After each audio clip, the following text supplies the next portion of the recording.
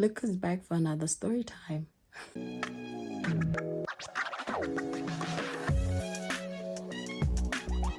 Hello, beautiful people, boys and girls. Bonang, Dumelang, hello, hi, Kinatsenola, welcome and welcome back to Thrive Out Loud.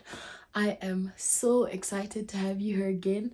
Yo, Mara, Omanati Moki. Yo, Manati Monkey. I'm so happy you're here. Omanati Moki, I'm all happy, I'm all, bright, lovely, and I figured let me sit down and do another story time. So, you're back again for another story time. Obviously, the love is felt.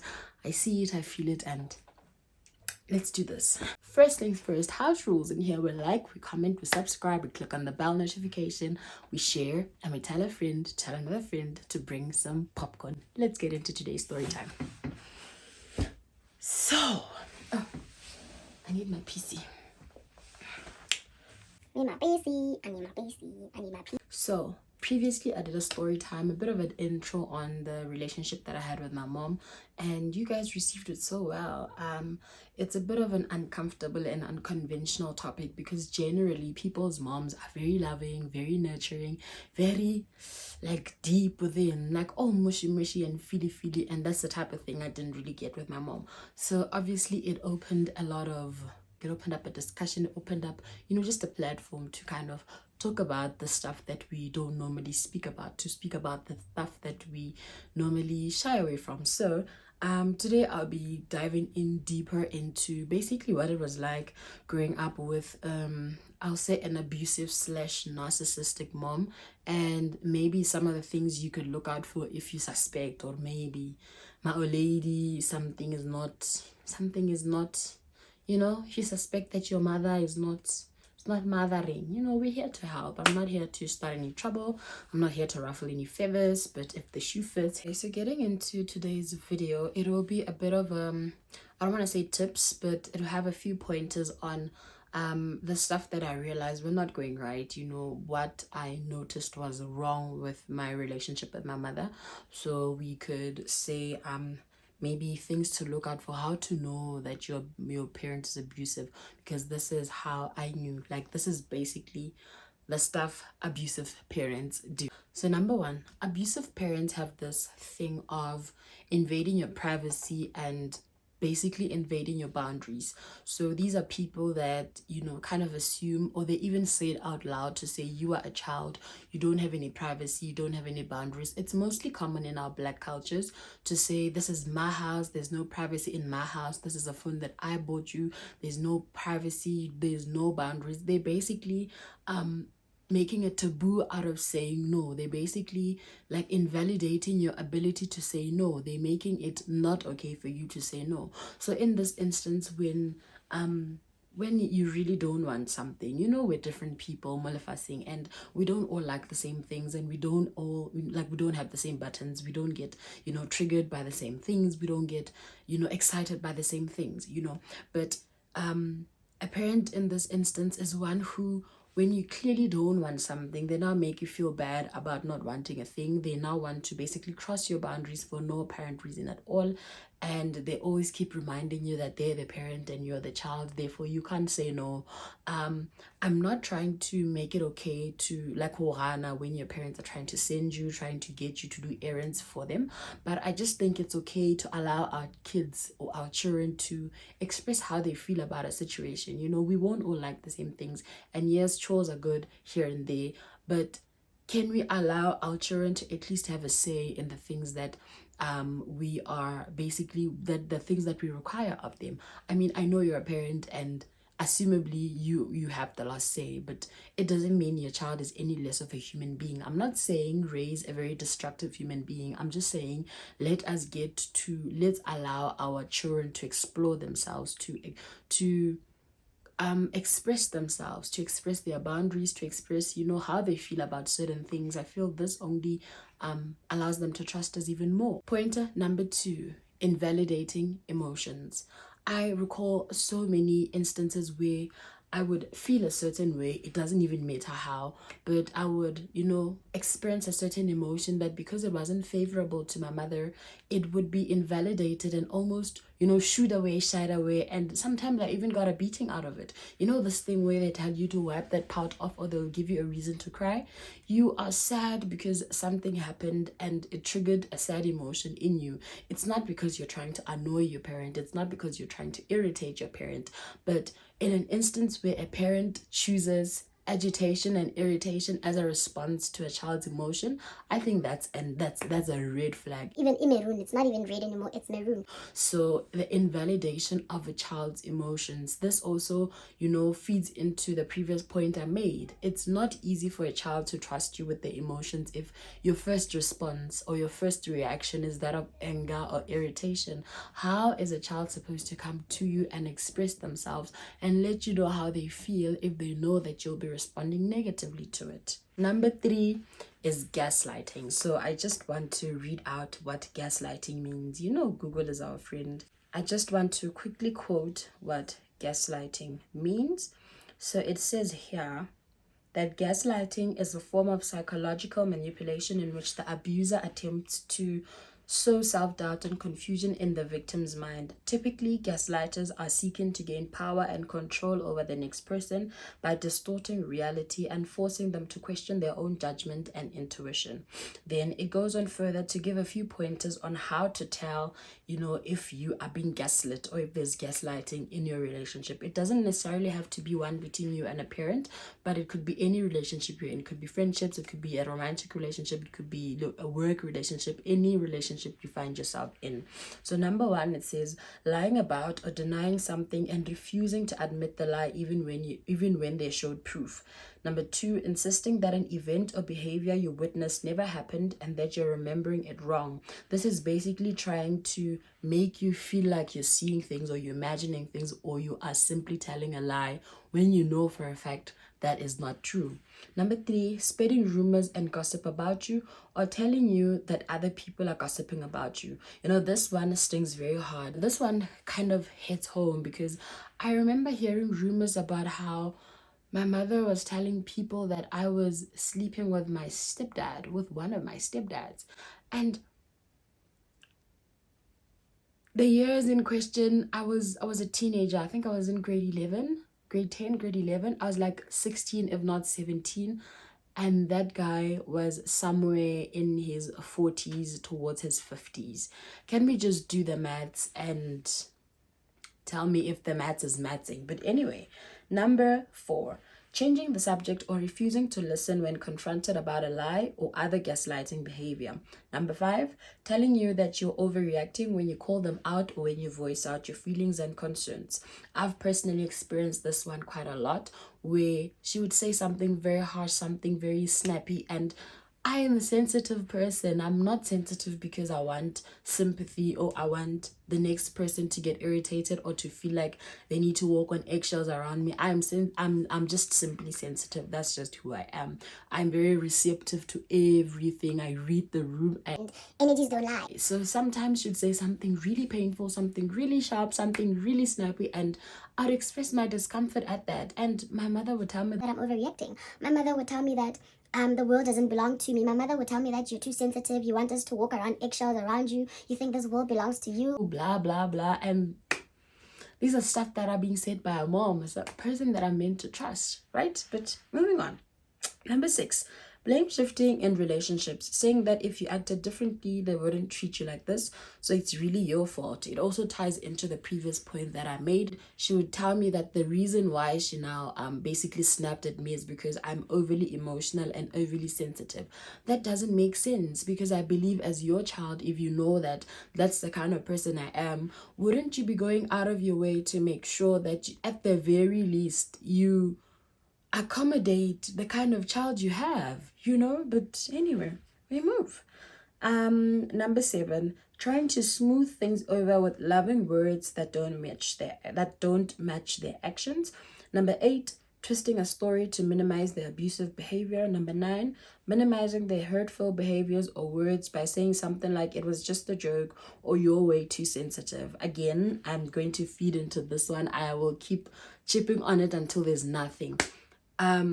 you know this thing, yeah, when a person says something offensive to you, upon realizing that you're not taking it well or receiving it well, they now say that they're joking, I'm just joking, I'm just kidding, ah, wait, now you're too sensitive. Which is why to this day, if there's one thing that makes me mad, as a person who comes up at me, says a thing, and only says they're joking once they realize that I'm not reacting the way they expected. If you come up to me and you say a thing and I express that I don't like what you're saying, and your response is not an apology, but it's to say you're joking, those are the kind of people I cut people off, shame me, I chop, and don't even come at me again, because it means you are disrespecting my boundaries.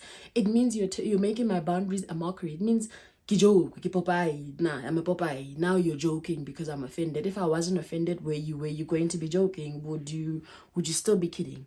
So the last one is separating you from friends and family who might recognize that they are gaslighting you. This is another big one, because as I mentioned in my previous video briefly, I'll link it somewhere here, is the fact that when my mom had a fallout with her family, she kind of separated me from them, ignoring the fact that these are the people that I was accustomed to. These are people that raised me. These are people that I knew. These are people that I considered my family. She basically forcefully removed me from my home, which is my grandmother's house, forced me to live with her, and cut all ties between me and those people, which was detrimental, I'm not gonna lie, because if you are trying to delete 13 years of my life by doing that, how do you expect me to live and, you know, basically trust you? What kind of a life am I supposed to live?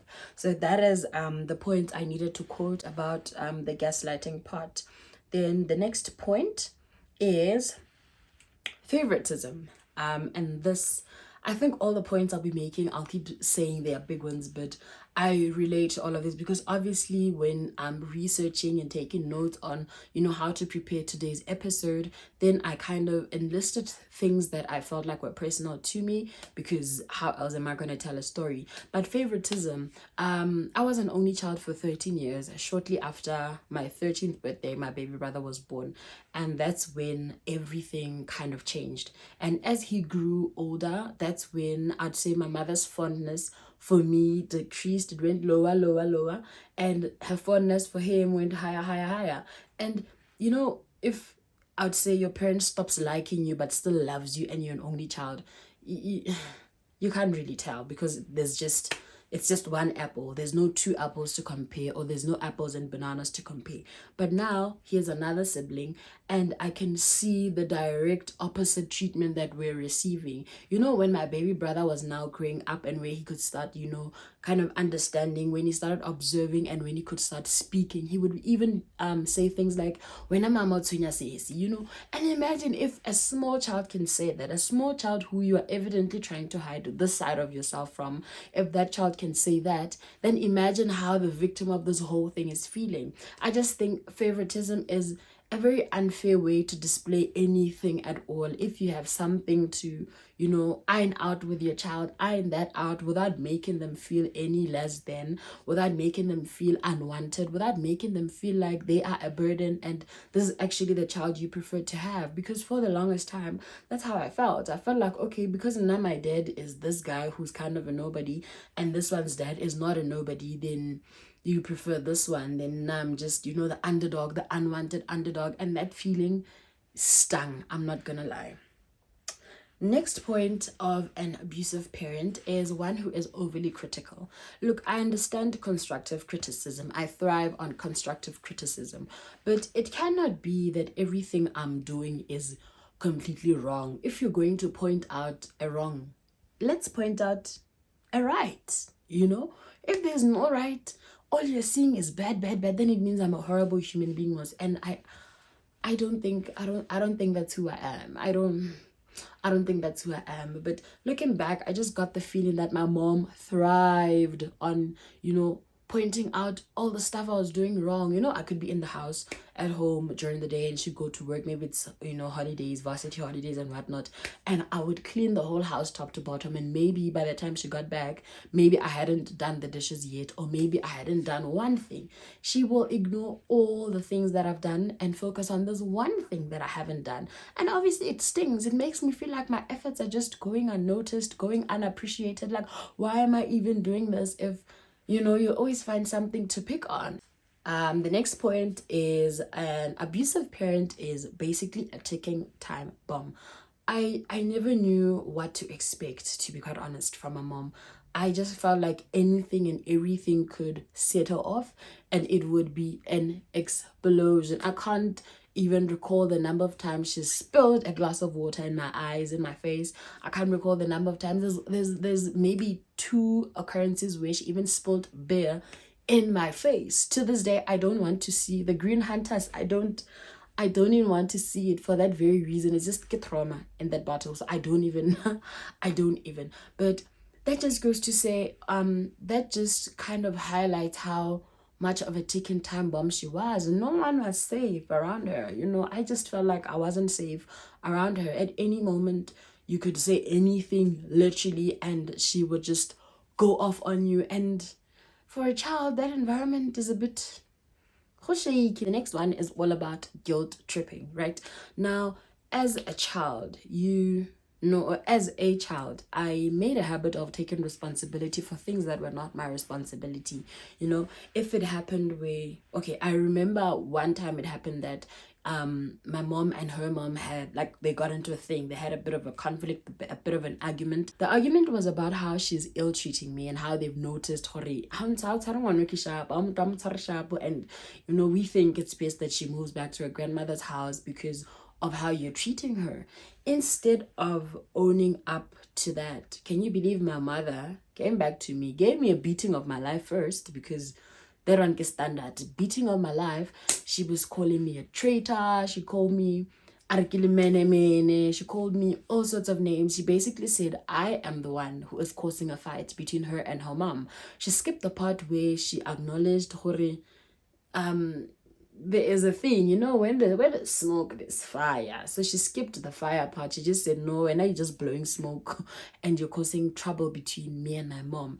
And that was shocking. Baby girl, how is it me? But obviously now that whole burden was now put on my shoulders to say, you are the one causing problems between me and my mom. If you hadn't ran your big mouth. And the thing is, I hadn't said anything. That's what got to me even more. I hadn't said anything.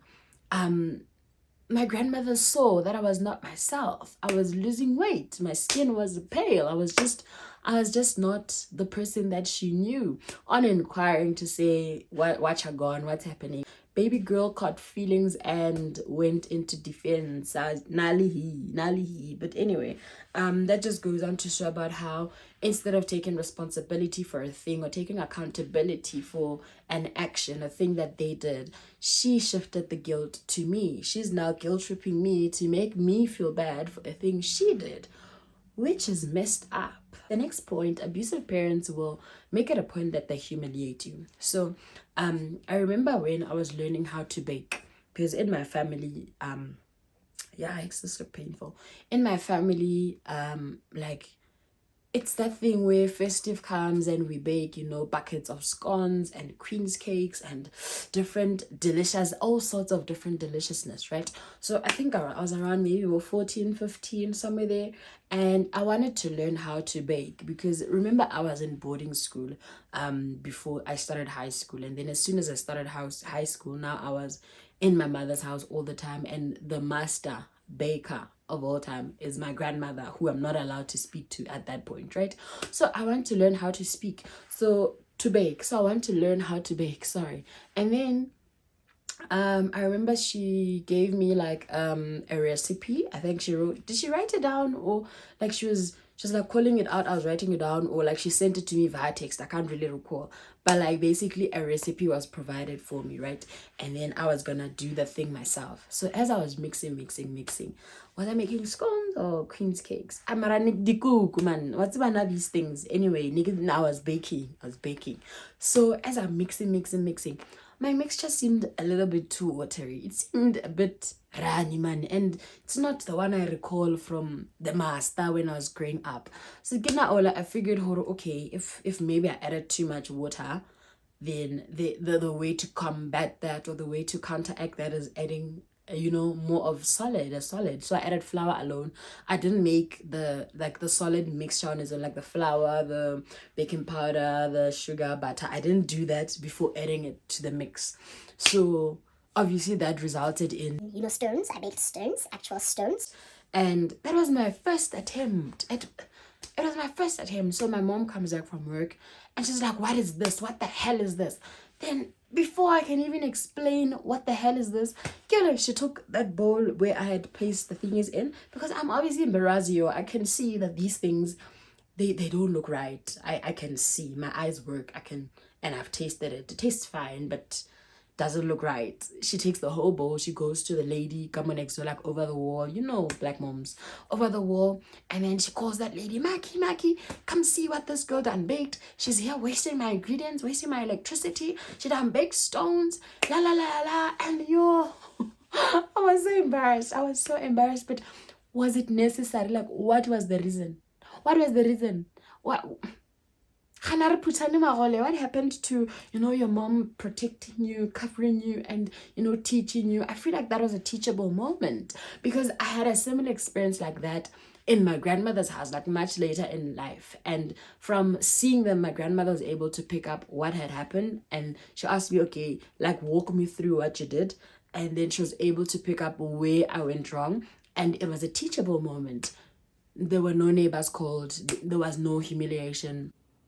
Where's the danger? The next point is about how abusive parents are often dismissive. Whatever it is that you express or you think or you see, you think, you thought, they don't care. They're gonna dismiss it. It doesn't matter. If it doesn't come from them, it doesn't matter. And it is so toxic, because at what point am I gonna learn how to use my voice, use my brain, think and express how I feel and how I think? At what point will I be able to exercise the right to speak? At what point? But obviously, growing up, I think I stated in my previous video to say, in my mother's house, your opinion doesn't matter, your thoughts don't matter, you can't say no, and we don't care what you think, we don't care. And that's not the right way to go about it, because then you grow up into an adult who doesn't know how to express themselves. You grow up into an adult who doesn't know how to say no, how to say yes. You don't know how to have an opinion. You don't know how to pick between things. You're always waiting for the next person to pick for you. And that is a very dangerous game, because there are people in this world that are looking for those kinds of people. The next point is about how they care more about what other people think than you. They care more about what someone from outside of your relationship thinks other than you. This is a very painful story, actually. Thinking about it, it's sad, but stories are meant to be told. So when I started varsity, my very first year, I got a merit bursary because I had performed really well in my matric. Backstory: my matric year, I was living with my grandmother. That's how I was able to flourish. So now in my first year, I got a merit bursary which covered like a beginner, like I think it was like 15K, covered like it just went here, but it covered some stuff. Then from that point on, I knew it was on me to perform really well in my first year, so I could secure like a bursary for like my second year going there, or even if it's like from the second semester, if I can do that, right? So the whole year, baby girl, I was not sleeping. I was working my butt off. I was working my eyeballs off. I made sure, this thing where you have friends and they're going out, and when now you're opting on a Friday afternoon or a Friday night when everyone is going to Mjolaville, and you decide that no, this course is not gonna finish itself. I was that girl. So on in a quest to try and secure a bursary, because I don't trust this girl. I don't trust this girl. Don't.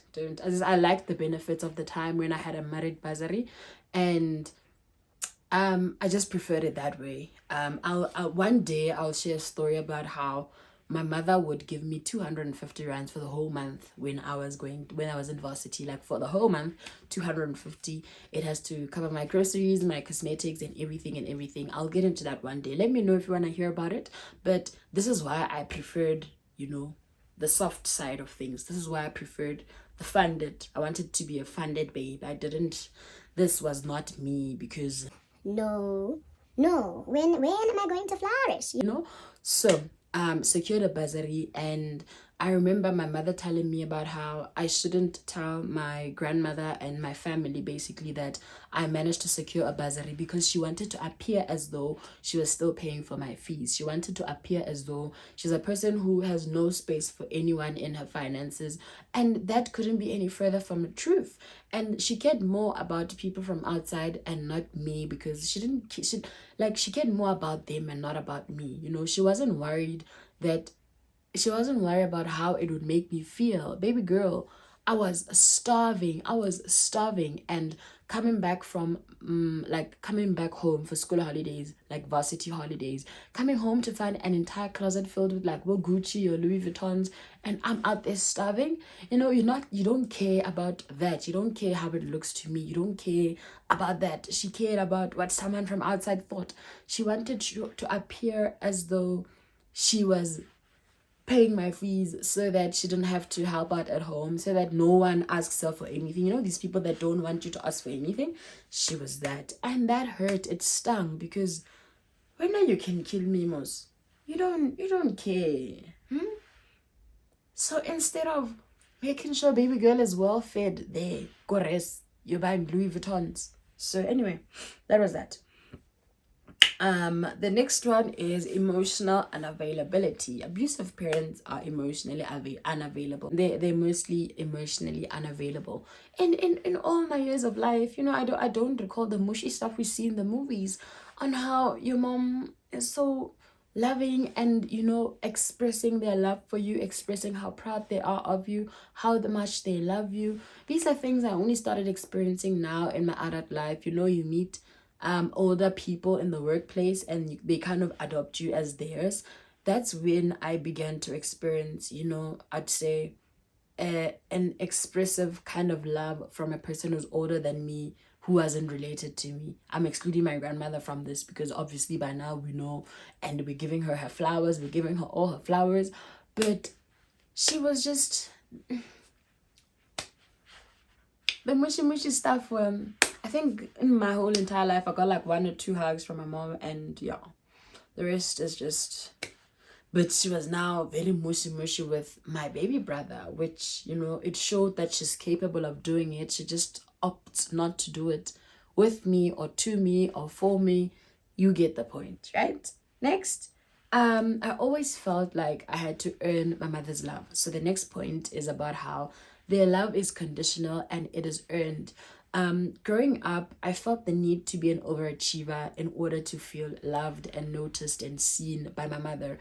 I felt the need to, you know, be like top 1 in class, in order to feel like I meant something, in order to feel like I was, you know, celebrated and seen. I would be introduced as, you know, here's my smart baby. And I know maybe it's harmless, but then it makes you very afraid of reality. What happens if for some reason you don't perform as well? What happens if, you know, you don't keep up to that standard? You know, it just made me feel like that is all I was worth, that is all I was seen for. And yeah, it adds a lot of stress to a child, because things happen and, you know, other kids come and they're smarter than you and there's nothing you can do. Next point is about how abusive parents cannot be trusted with your feelings. I bet you for the love of me, you cannot trust them with your feelings, because 11 times out of 10 they will make it about them, and they will make sure that you feel bad for your feelings. You cannot express yourself without any repercussions. Like I don't whatever it's about, I don't even. You cannot not offend them. It always has to be about them, even if it's a thing that's unrelated to anything at all. Simply expressing your feelings, expressing how a thing makes you feel, then it'll be a big explosion. And that's where you basically learn that you cannot trust them with your feelings. They'll blow everything out of proportion. And you know what, I remember towards the last days of, you know, our relationship with my mom, this was now back in 2016, and she said something really hurtful. You know, she said something that it stung. And as a child who had always I had always kept to myself. Whenever she would say something, or whenever she would have an episode, I would resort to, withdrawing, being quiet or confiding in someone else that's not her. So that day, I remember I was at work. I had started my internship, and she sent me this big explosion, go WhatsApp, and I expressed how it hurts. I let her know that, it hurts my feelings when you say this. Did my mother not explode? My mother went on a rampage. She told me about how if you don't want me to speak to you, you must say so. Or if you don't want to speak to me, you must say so. This world doesn't belong to you. You're here overly sensitive. I'm sick and tired of you being sensitive. da da da da da. She went on and on and on and on. And I think that was the last day we spoke, because if at 21 you still don't understand what I'm about as your child, then I don't see what we're doing here. I don't see how, to this day, as an adult, I cannot express that you are hurting me. You're my mom. You're hurting me. So if you, as my mom, I can't let you know that you're hurting me. How will I let someone else know that they're hurting me? How will I say no to the next person if my own mom is just out here pressing buttons that are not even buttons anymore, just out here with everything? How am I going to express myself to the next person, a person I'm not related to, and a person who has, I'd say, no obligation to kind of nurture me and protect me? They can't be trusted with anything, especially feelings. So if there's one thing about abusive parents and feelings, the last point I have on my list is about their obsessive love for control. Abusive parents feel the need to control everything, like pawns on the chessboard. They feel the need to control every single thing. They control all your movements, all your non-movements, who you speak to, who you don't speak to, who you meet, who you don't meet, they'll control everything. This extended to, family members I was not allowed to speak to. I was not allowed to have friends over, and it didn't matter who, really. I was not allowed to live, basically. I was just here, and it's just so these are things that while you're in it, it just looks like it's your mom protecting you, it's your mom looking out for you. But then you grow up and you realize this doesn't feel right. It never felt right, but you were in an environment where you were not allowed to feel and express how you feel. So from the outside, then you realize, Alright, this is off, man. Something is off. Something is off. Anyway, the thing about abusive parents is they always feel the need to have the upper hand, and they could never be wrong. It's always you. It'll forever be you. If there's one thing you need to know about you and an abusive parent, you are the one you will always be the one who's wrong. It doesn't matter who did what. It'll always be you. And that's just, it's a situation I don't think I could afford to suffocate in anymore. I don't know how many times I tried to, but you get a beating of your life and it's back to square one. So, but I guess experiences are had, so stories can be told. Thank you so much for tuning into today's episode of Thrive Out Loud. I won't ramble about experiences and stories. I believe if you made it to this point, you get it. So thank you once again for tuning in. And just a short reminder about the house rules in here. We like, we comment, we subscribe, we click the bell notification, and we tell a friend to tell another friend to bring on some popcorn. I'll see you next time. Bye.